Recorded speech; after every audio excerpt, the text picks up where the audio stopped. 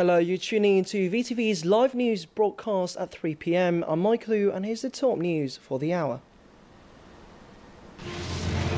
Hanoians excited about upcoming National Day with preparations underway for Big Day in the capital city. Next, Vietnamese mobile gaming industry lacking human resources. What support does this sector need?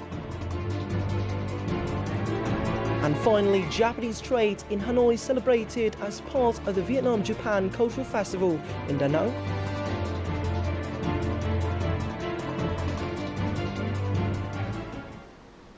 Now, first off, the High Command of the Vietnam Border Defence Force and the High Command of the Royal Cambodian Armed Forces held a conference yesterday in Phan Thiết City on collaborative operations between the two nations in border defence. Lieutenant General Võ Trọng Việt led the Vietnamese delegation, while General Mayor Sophia led the Cambodian delegation. In the spirit of mutual understanding, the two armed forces discussed the effectiveness of previous collaborations and the future direction of military cooperation.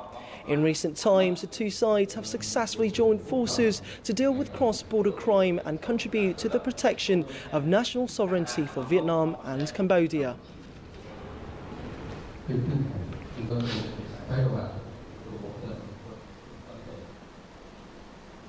A delegation from Vietnam's National Assembly, led by National Assembly Chairman Nguyễn Sinh Hùng, departed Vietnam last night in Hanoi time to attend the 4th World Conference of Speakers of Parliament to be held in New York City.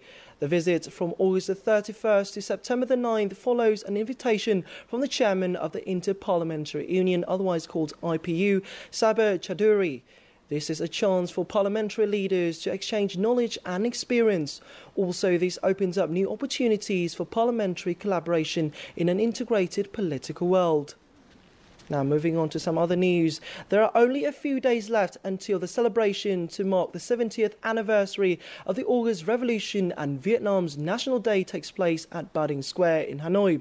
So how's the preparation for the big day coming along? Let's follow our reporter Da Nang to find out about the atmosphere in the capital city these days. At present, yellow and red national flags, banners and colourful flowers adorn many streets in the capital of Hanoi in preparation for the 70th anniversary of National Day. Instead of going to entertainment and shopping centres, many people come to historical sites such as Ba Dinh Square or Hoàn Kiếm Lake in order to partake in the cheerful atmosphere of National Day. I bring my children here so they can feel the atmosphere and the history of this place. I want my children to remember the special day in the history of our nation. Like Tao's family, many Vietnamese people also feel the buzz of excitement leading up to the 70th anniversary of Vietnam's National Day. I have lived in Hanoi for over 4 years. I always feel emotional when thinking about this day. I feel very proud to be Vietnamese. I can feel that the spirit of Independence Day is coming close. Everyone is so excited. I'm looking forward to seeing the parade and marches that show the development of our country. In the happy and joyful atmosphere of the 70th anniversary of National Day, everyone here are looking forward to the Grand Parade. Let's see how the preparation for the Grand Parade are going on. As planned, as many as 30,000 people, including representatives from the armed forces and various social backgrounds, will take part in a grand parade that marches from Ba Dinh Square and travels along 40 streets in Hanoi.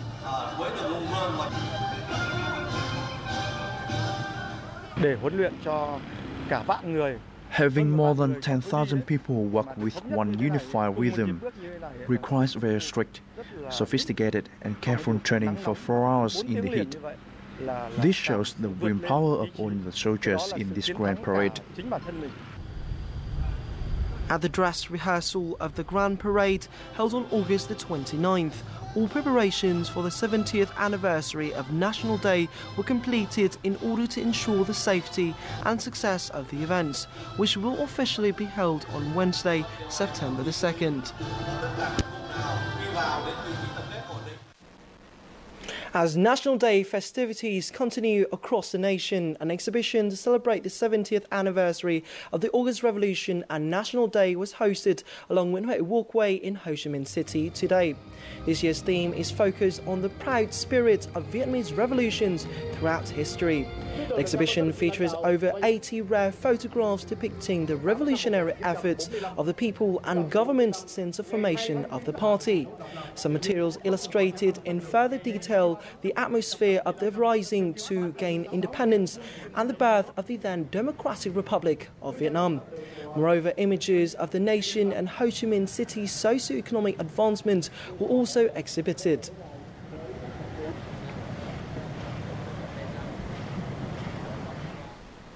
"70 years ago, on September 2nd, 1945, in Ba Dinh Square, Hanoi, President Ho Chi Minh read the Declaration of Independence, founding the Democratic Republic of Vietnam. The important document shines with ideology on human and civil rights developed by President Ho Chi Minh. We'll learn more about this in the next story.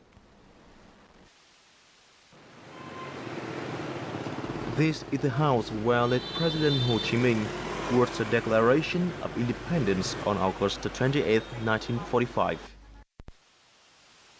All men are created equal. They are endowed by their Creator with certain inalienable rights. Among these are life, liberty, and the pursuit of happiness. All men are born free and with equal rights, and must always remain free and have equal rights. The document quoted immortal statements from the French and American Declarations of Independence. By recalling those ideologies, Ho Chi Minh wanted to affirm that the Vietnamese people were no strangers to the progressive thinking of mankind's history. The French and American Declarations of Independence affirmed that human rights are fundamental. Based on that, President Ho Chi Minh upheld human rights as fundamental national rights. In his declaration, President Ho Chi Minh explained the strong relationship between human and national rights.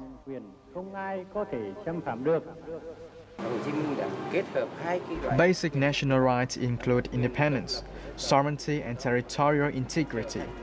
These values, introduced by late President Ho Chi Minh, were ahead of their time.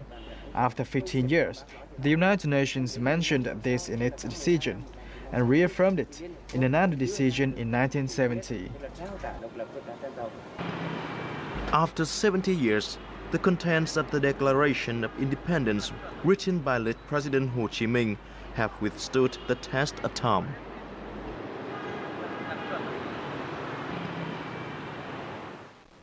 Starting this July, Vietnam is offering 15-day visa exemptions for nationals from 5 Western European countries, namely the United Kingdom, Italy, Spain, Germany and France. Though it has just been taken effect, it has already contributed to the tourism sector, ending 13 consecutive months of declining international arrivals. Notably, the policy is also facilitating foreign businesses to invest in Vietnam and collaborate with Vietnamese enterprises. This is the 4th time this year that Pete Howard, customer service manager of Rolls-Royce, has visited the company's representative office in Vietnam. The trip is much easier this time, as it only took him 25 minutes to clear the airport, 1/3 of his previous visit. However, time saving at the airport is not the only benefit that the visa exemption policy affords. Everything's green, everything's on plan. Previously, if it was an urgent issue, we'd have maybe a WebEx or a phone call, but things always get lost in translation a little bit and people misunderstand. So, it's much better to have meetings face to face. And this new process allows that. You can be in Vietnam the next day. Besides enterprises which are working with Vietnamese enterprises, the policy is also helpful to businessmen who want to explore Vietnam. According to a representative of European Chamber of Commerce in Vietnam, this is important as the Vietnam-EU Free Trade Agreement has concluded negotiation rounds. This is the reason for Vietnam to consider prolong the policy's duration. The FTA agreement is a long-term plan. And as you may know, this visa exemption is just a one-year policy. If it is extended, I believe, because of the FTA agreement, many more European businesses will be interested to explore opportunities in Vietnam, and therefore this visa exemption is a good news to them. Apart from the UK, France, Italy, Spain and Germany, Vietnam's also exempting visas for 3 other nations in the European Union, Finland, Denmark and Sweden, for a 5-year duration. According to the Ministry of Planning and Investment, the EU ranked 5th among Vietnam's major FDI partners last year, with a combined committed FDI of nearly $600 million. During this period, some 60 additional investors from the EU were making investments in the country. Moving on to the business sector, Vietnam's highest exports in the first 8 months of the year are mobile phones and accessories. Turnover on these products reached $20 billion, an increase of 31.1% as compared to the same period last year. Other important exports have also experienced positive signs. Among these, textiles made $15 billion, computers and accessories $9.9 billion, and shoes $8.1 billion. However, agriculture and aquaculture exports have hit a few lows in this period. Aquaculture exports only reduced by 16.6%, rubber by 10.3%, coffee by 32.4%, and rice by 6.5%. Moreover, import turnover reached $110 billion, an increase of 16.4% as compared to the same period last year. The Vietnamese mobile game industry is forecast to grow quickly. However, this industry lacks labour with appropriate skills to serve the market's demand. To generate more revenue, improving the quality of the labour force in this sector is necessary. After the success of a mobile game based upon Điện Biên Phủ historical victory, this company had to temporarily suspend the game's operation. The main reason, according to the company's representative, is because they didn't have enough staff to maintain and upgrade the game. Mobile gaming in Vietnam is now considered an industry with high revenue potential. Yet, the lack of labor in this sector is currently a major barrier. We really want to expand our company. However, it is not easy to hire workers that have appropriate skills in this industry. We have to pay very high prices to train our staff and learn from our mistakes to improve our competitiveness. The mobile game sector has already developed for the past 3 years in Vietnam, so we are lacking labor in this sector. Mobile games also dramatically changed the way people play games. They switch from PC to mobile devices. Therefore, we need to develop appropriate technology to serve the new demand. It is not difficult to find training centers for mobile game developers in Vietnam. However, course participants need to have basic knowledge about the game development before joining the training. We are only training 150 to 200 students each year to be game developers. The demand and revenue in this sector is very high in Vietnam. It requires the labor in this sector to increase 50 to 100% each year. In 2015, revenue from mobile game in Vietnam is around $104 million, compared with $83 million in 2014. Vietnam is among the top 25 countries with high sales from electronic games. The majority of games are imported from abroad. Still to come on VTV News, ASEAN youths meet and exchange information, strengthening ties among the next generations of the region. Then later on, Japanese trade in Hanoi, in Hoi An, celebrated as part of the Vietnam-Japan Cultural Festival Day in Da Nang. Stay tuned for more to come right after the break. Exotic Vietnam is an intriguing blend of many charms. This land is where all manner of stunning landscapes await like a visual feast. rivaled only by the beauty of its people and their abundantly rich tradition and culture. Here is where you can relive the past in richest color or live it up in the bright lights of the big city. With so much more to offer, Vietnam is simply unforgettable. Welcome back to VTV News. Now, the South Central Coastal Province of Ho Chi Minh held an inauguration ceremony for a new fishing port in Phu Lac on Saturday. Construction began in January 2014 with total investment of over $3 million. At a length of 180 meters, the Phu Lac fishing port is well equipped to support storage and logistics for fishing activities. The port is able to receive high-capacity ships of 250 CV and store 10,000 tons of fish per year. Once operational, the ports will serve as infrastructure to develop fishing villages nearby and as a refuge for fishing vessels from Phú Yên and other provinces during storms. At the inauguration ceremony, the Phú Yên Provincial People's Committee and investors pledged to complete the rest of the project and also made suggestions for management.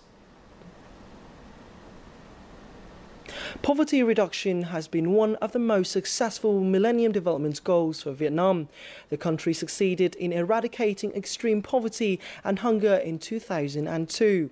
This achievement plays an important role as a motivation for Vietnam to complete other Millennium Development Goal commitments in 2015.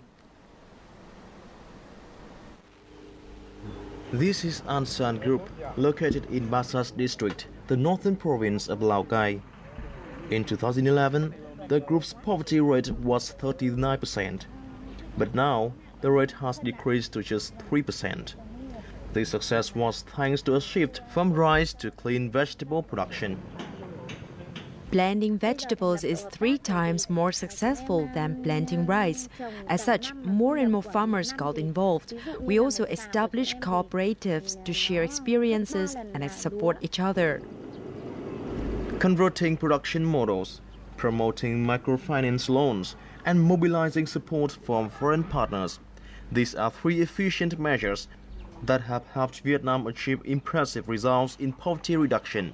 According to statistics by the Ministry of Planning and Investment, Vietnam's poverty rate witnessed a dramatic drop from 58.1% in 1983 to 6% in 2014. I think Vietnam, since the adoption of MDGs, has shown tremendous progress. It's one of the very few countries in the world which is on track of achieving almost all the MDGs. However, the ministry has evaluated that this success is not sustainable. A number of households have fallen into poverty once again. Experts said that Vietnam should focus on the issue of sustainability in the next phase of poverty eradication. Because development is a long-term process. The gains that the country has made can very easily slip. It can very easily, people can very easily become poor because they are still at the borderline. According to the United Nations assessment, Vietnam has also made successful achievements in universal primary education and gender equality. There are 4 months to come for Vietnam to complete 5 other goals relating to maternal health, HIV prevention, environmental sustainability, and global partnership for development.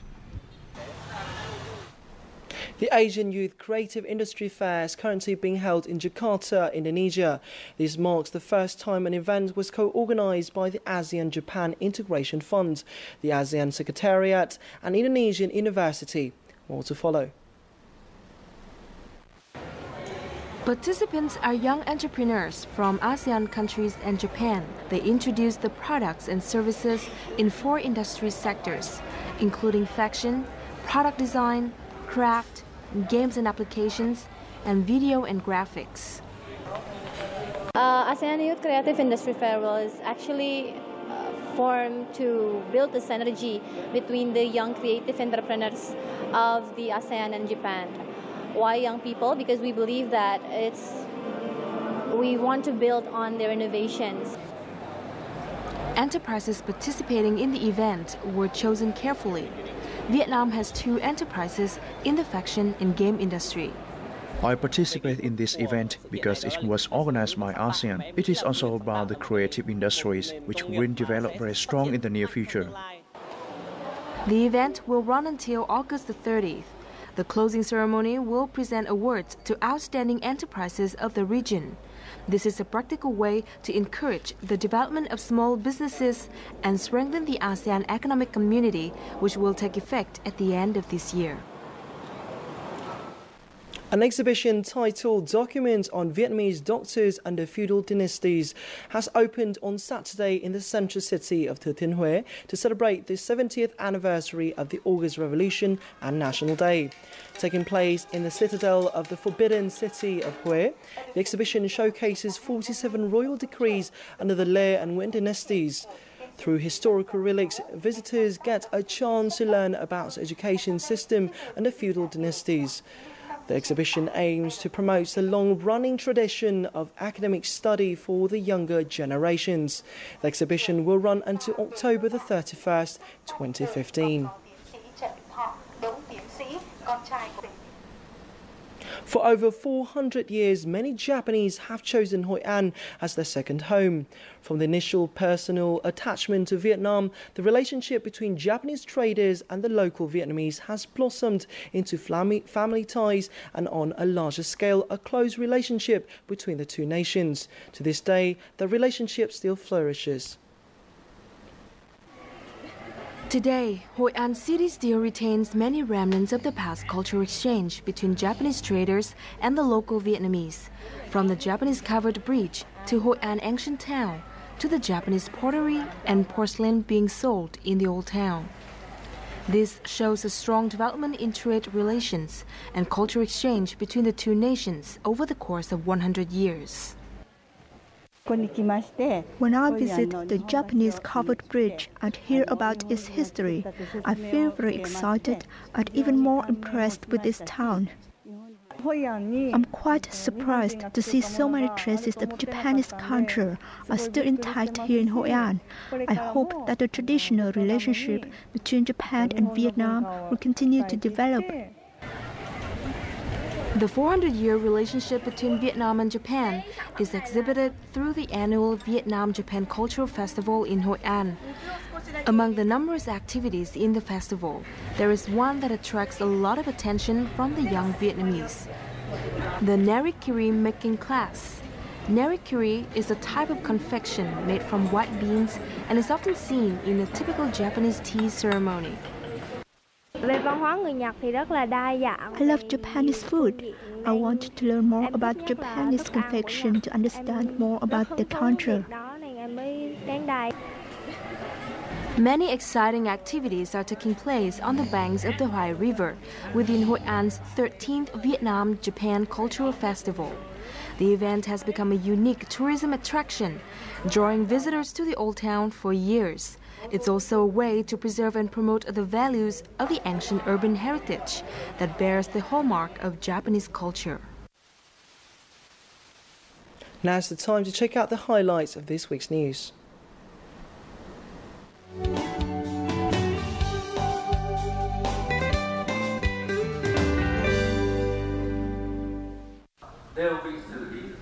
More than 18,000 prisoners and detainees in prisons and custody centers across Vietnam have been approved by the state president for amnesty on the occasion of the upcoming National Day, September the 2nd. The information was confirmed by the Central Advisory Council on Amnesty at a press briefing on Friday in Hanoi. This is the second largest wave of amnesties since the amnesty law was approved in 2007. According to the Council, there are 34 foreigners among more than 18,000 prisoners eligible for an annual amnesty program this year. Since 2009, there have been 5 waves of amnesties for about 63,500 prisoners and 678 others who were temporarily suspended from serving jail terms. The Vietnam Socio-Economic Achievements Exhibition 2015 kicked off in Hanoi on Friday. Prime Minister Nguyễn Tấn Dũng attended the exhibition. The event is part of the 70th National Day celebration and an occasion for the public to review the country's development. Themed Reform, Integration and Development, the event takes a look back at what Vietnam has attained since 1945. The 15,000 square meter exhibit, sprawling both indoors and outdoors, presented outstanding socio-economic achievements under the leadership of the party and state over the past 70 years, stretching over 4 display sections represented by ministries, agencies, localities and businesses.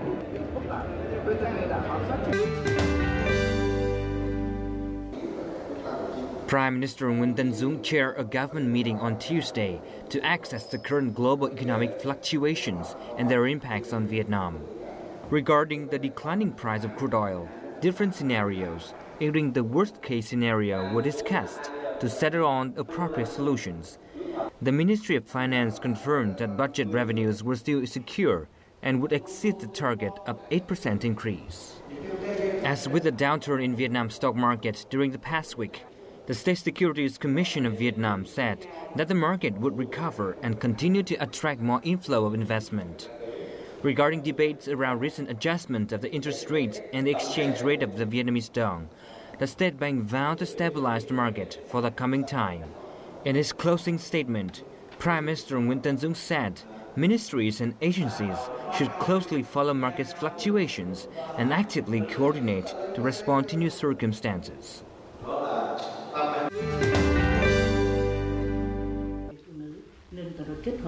National Assembly Vice Chairwoman Nguyễn Thị Kim Ngân on Wednesday met with Japan's Upper House President Masaki Yamazaki as part of her ongoing visit to Japan. At the talks, Vice Chairwoman Ngân asked the Japanese Parliament to continue providing ODA for Vietnam's infrastructure and economic restructuring projects. In a meeting with the President of the Japan-Vietnam Friendship Parliamentarian Alliance, Toshihiro Nikai, on the same day, the National Assembly leader highlighted the alliance's role in promoting Vietnamese-Japanese relations. Now, just before we say goodbye, let's take a look at the latest weather forecast.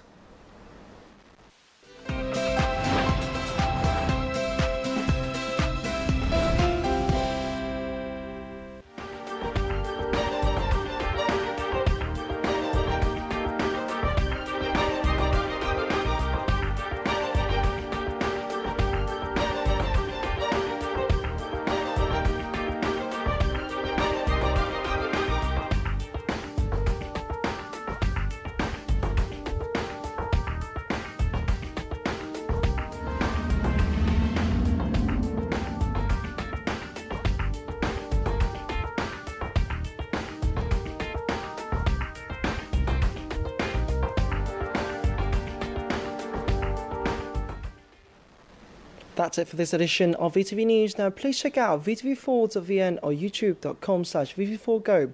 Goodbye for now and see you in the next bulletin of the day.